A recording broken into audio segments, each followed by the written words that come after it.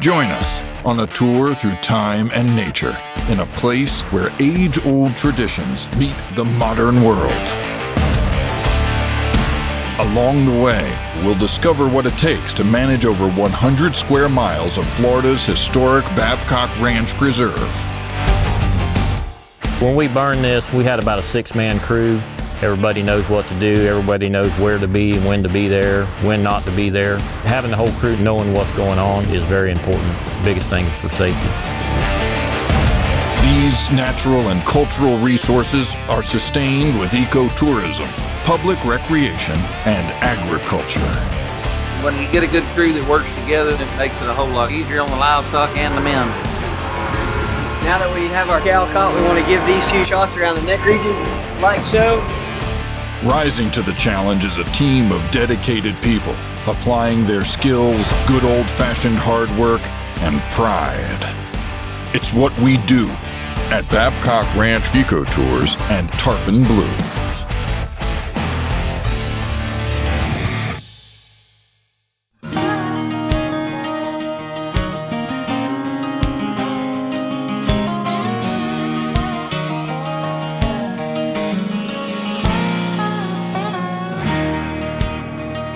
History often associates the American Cowboy with westward expansion of the United States in the 1800s. However, the authentic story of this iconic symbol of Americana took root during the 1500s, down south in the swamps of Florida. Through the centuries and generations since, this breed of cowboy played a vital role in eventually establishing the Sunshine State as one of the nation's top beef producers.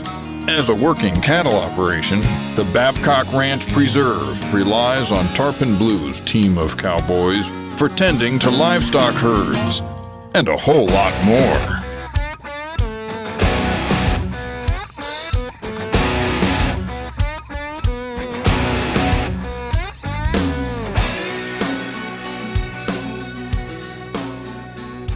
We have 73,000 acres and we got about 2,500 head of cattle.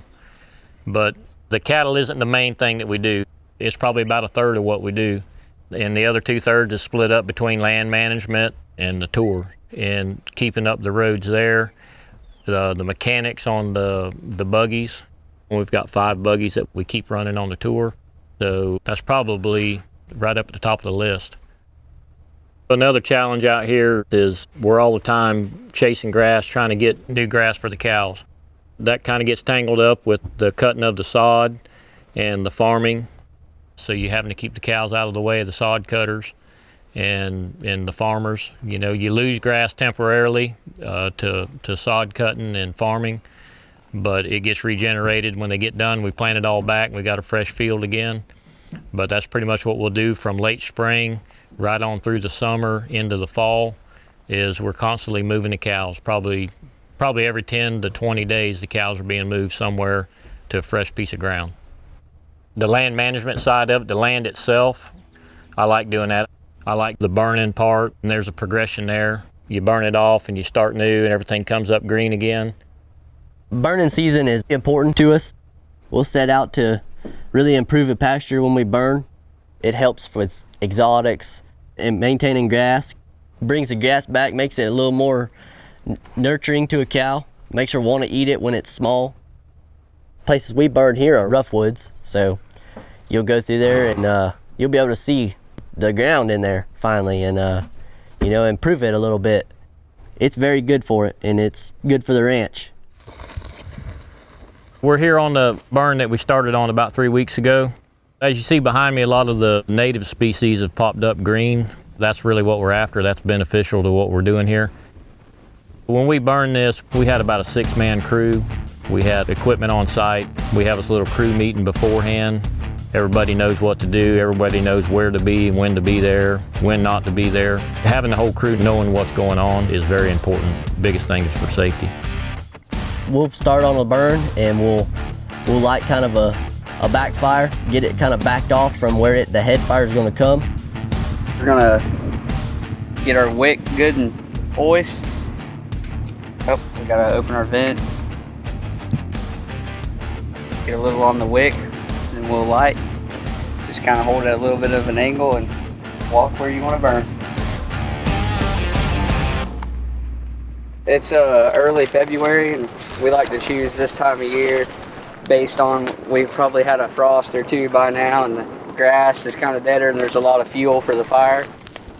It helps get a lot of new growth and beat back all the brush from kind of taking over. We don't really want it to take all over, and there's a lot of ash and stuff that'll happen after this burn. That's good for the cattle. It helps worm the cattle and the other wildlife animals.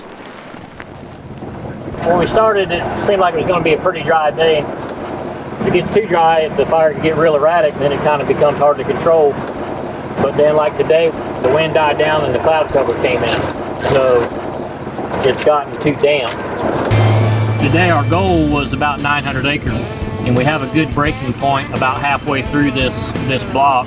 So we're just going to hold up and just do about, looks like about 500 acres. We'll just make sure we get it burnt good, and we'll come back to the other remaining, part of it later on after it dries out.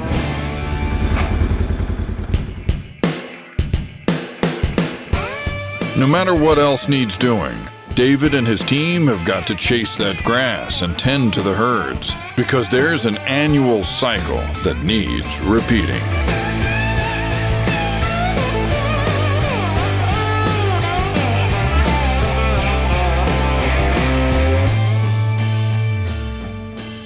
So what we're doing now is we're working calves. It's our spring working, so that'll happen every year. Yesterday we did about 185 head. Today we'll do the same thing.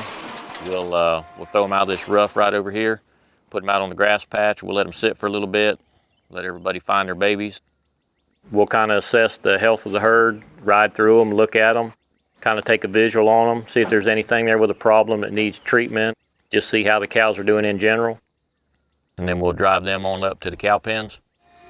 We go in and we'll medicate all the cows and all the calves, and then we'll kick them back home and let the calves grow until about July, and then we pull them up, and that's when we'll sell the calves off of them.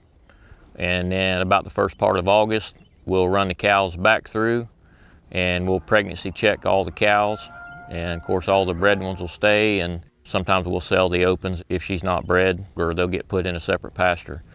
But for the most part, the cows will come through the cow pens about 3 times a year.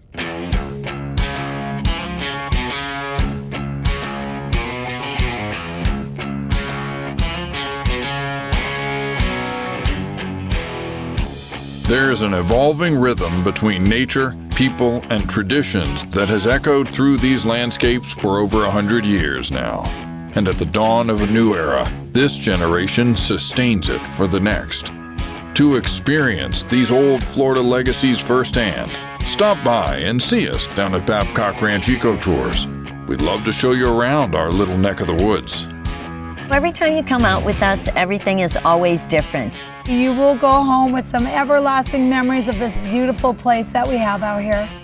When I see their eyes and I see that spark appear, that's what we're here for, entertainment and education. So always exciting and always fun. Yeah!